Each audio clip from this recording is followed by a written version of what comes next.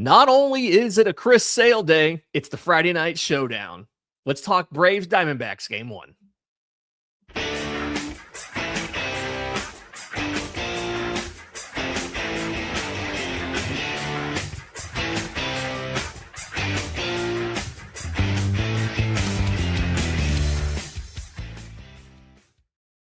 Yes, welcome on into the Braves Today Scouting Report, a production of the Belief Podcast Network and presented to you by FanDuel. I'm your host, Lindsey Crosby, author of the Braves Today newsletter over at bravestoday.com. This is your scouting report for game one between the Atlanta Braves and the Arizona Diamondbacks tonight at Truist Park. Weather for the matchup, shout out to @BravesWX on social media for the graphic. There are showers in the area. I live southwest of Truist Park. We've had storms come through. You're probably going to get a report about the tarp being put on the field, but I'm pretty sure we're still going to be able to actually play the game.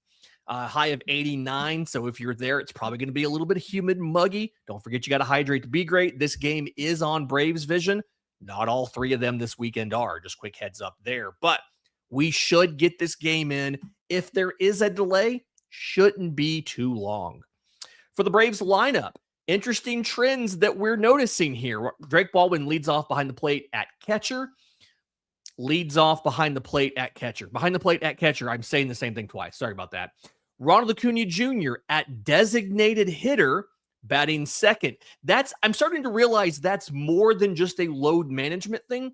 Kind of feels very clear they're trying to find a way to either play someone at shortstop that's not Mauricio Dubon and still keep Dubon in the lineup, or trying to find ways to intentionally give Ronald a bunch of rest. Like, I don't know if this is because of Ronald or if that's the great side effect of whatever else they're trying to do.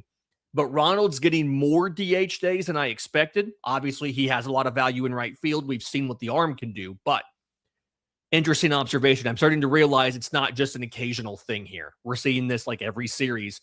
He's spending a day at DH. Matt Olson batting third at first base. Michael Harris II is batting cleanup, followed by Ozzie Albies batting fifth. Mauricio Dubon is in left field batting sixth. Mike Yastrzemski in right batting seventh. Austin Riley at third base batting eighth. And listen, I know he's been pretty close to normal since coming up, like since the All-Star break, as far as his numbers and what he's doing.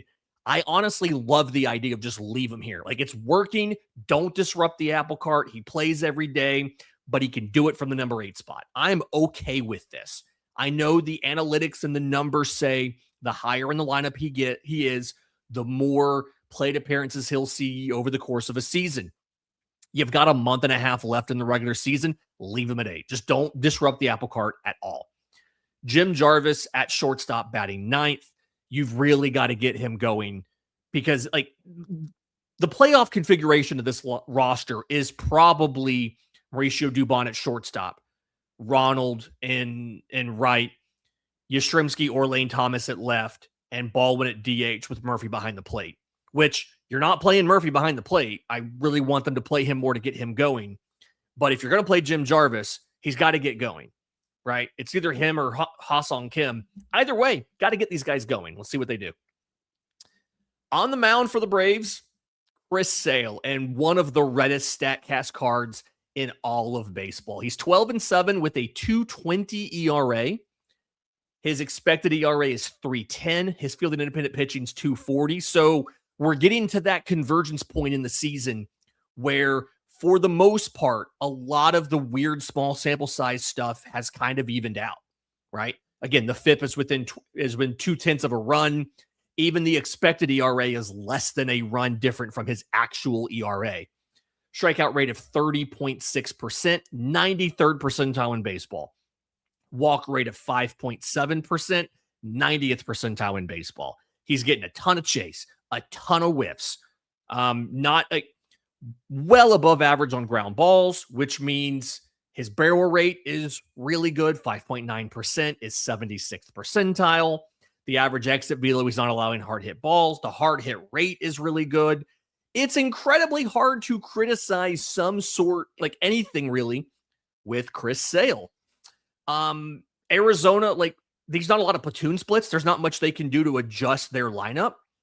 And fun fact, you're going to see how they kind of maybe don't hand this correctly.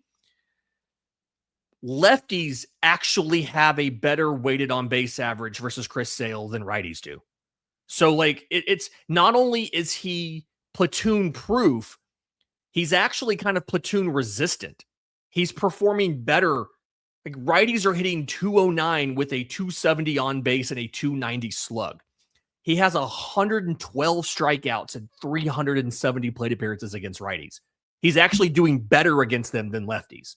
So not only platoon proof, but platoon resistant there. And again, I know the ERA is 2.20, but like since the break, he's been even better. Opponents are hitting 161 off of Chris Sale with a 218 slug since the break. 25 innings, 34 strikeouts, 3 walks. So, I mean, just there's nothing really you can say about Chris Sale that's in any sort of way negative. You're going to be favored in every one of his starts, and you should be. He's legitimately a Cy Young candidate, and I probably need to do that show at some point in time soon. Arizona's hitters and how they've done against him, right? Catcher James McCann, not in the lineup today, but 2 homers and 5 RBI off of Sale. Sounds really impressive. 42 career at-bats. Took him a long time to get it. Nolan Arenado is in the lineup.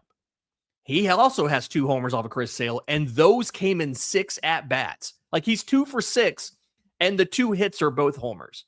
So that's probably a stat you're going to hear on the broadcast at some point in time tonight. For the Arizona Diamondbacks, you can see they have 5 righties and 3 switch hitters in this lineup. Gerardo Perdomo leads off shortstop, followed by right fielder Corbin Carroll. He's the only true lefty in the lineup today. Gabriel Moreno behind the plate, batting third. Ketel Marte, the switch hitting second baseman, is batting cleanup. He leads the team in home runs. Nolan Arenado at third base, batting fifth. He is tied for second in home runs with Corbin Carroll at 18.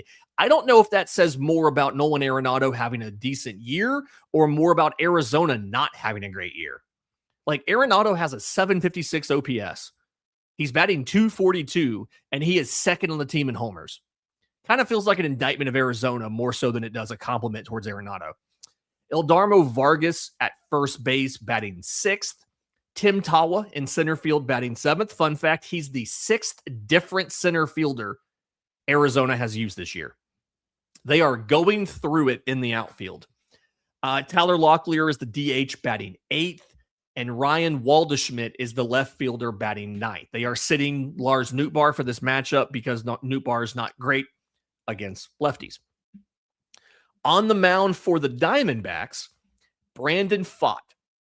6-1, 336 ERA, expected ERA of 365, field and independent pitching of 401. But the peripherals say that is all really, really lucky.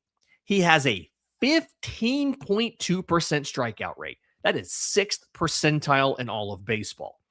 And it's really because he's just not getting swing and miss. His 20.3% whiff rate is 12th percentile in all of baseball. He's really good at not walking dudes, 6.7%. He's really good at getting ground balls. He's really good at preventing hard hits. He is not good at missing bats. So the fact that he has a 336 ERA, and it's been even better recently, is a little bit surprising. Like, since he's come back from the minors, he has a 113 ERA and has not allowed an earned run in the past 3 starts. But during that stretch, 13 strikeouts in 32 innings, 0 home runs. Like a 3.7 strikeout per 9 innings and a 0.0 home run per 9 innings. Neither one of those give the indication that a 113 ERA is legitimate. It really feels like the Braves have an opportunity here, especially their lefties, to get past the recent success of Brandon Pfaadt and put some runs on him. I mean, he's done legitimate things to be a different pitcher, right? He's simplified the delivery.